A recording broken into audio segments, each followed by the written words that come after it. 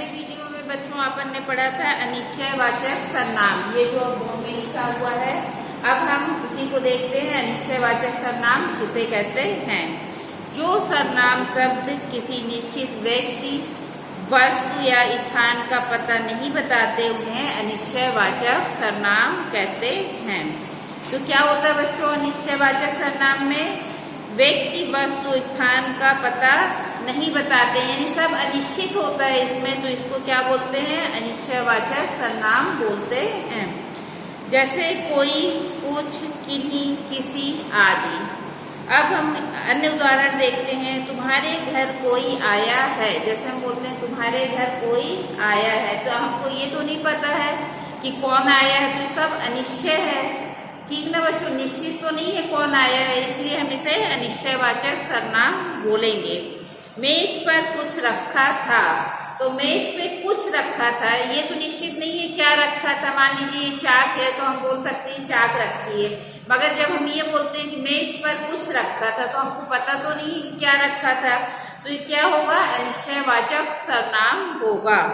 किसी की चाबियां बेंच पर पड़ी है, किसी की मतलब वो पता नहीं है किसकी चाबी है, किसी की भी चाबी हो सकती है जो बेंच पर रखी है, तो ये भी क्या होगा बच्चों? अनिश्चयवाचक सर्वनाम होगा।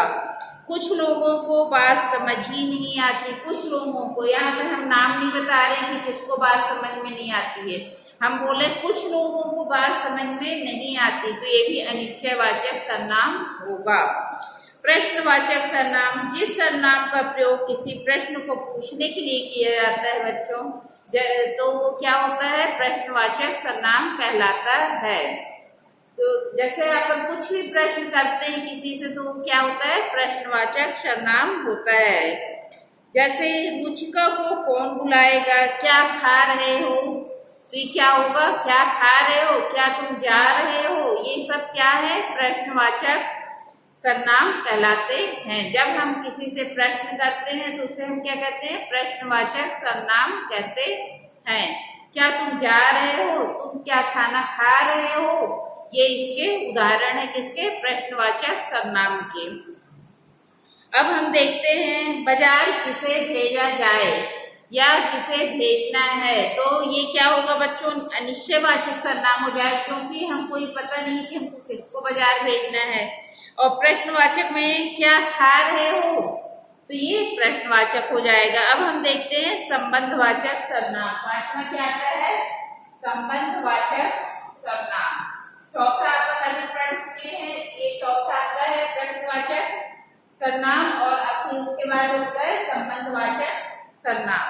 अब संबंधवाचक सर्वनाम क्या होता है बच्चों? देखते हैं। जो सर्वनाम शब्द किसी संज्ञा या सर्वनाम का दूसरी संज्ञा या सर्वनाम से संबंध स्थापित करते हैं, उन्हें संबंधवाचक सर्वनाम कहते हैं। जैसे जैसी, वैसी, जहाँ, वहाँ, यहाँ, वहाँ, कहाँ, यहाँ, वहाँ, कहाँ, जहाँ, जो, वह, जो, सो, जिसकी, उसकी आदि सब ये क्या है? संबंधवाचक सर्वनाम हैं। जो, फिर से सुनिए बच्चों एक बार। जो सर्वनाम शब्द किसी संज्ञा या सर्वनाम का दूसरी संज्ञा या सर्वनाम से संबंध स्थापित करते हैं, उसे संबंधवाचक सर्वनाम कहते हैं। उदाहरण के लिए, जो रेखा से मिलने आया था वह यहाँ बैठा था, जिसकी लाठी उसकी भैंस, ये क्या है? संबंधवाचक सर्वनाम के उदाहरण हैं। जिसको देखो वही आंखें दिखाता है, ये क्या है बच्चों? संबंधवाचक सर्वनाम है।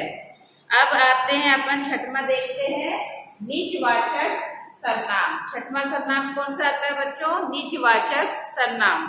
जो सर्वनाम शब्द कर्ता स्वयं अपने लिए प्रयोग करता है, उन्हें निजवाचक सर्वनाम कहते हैं।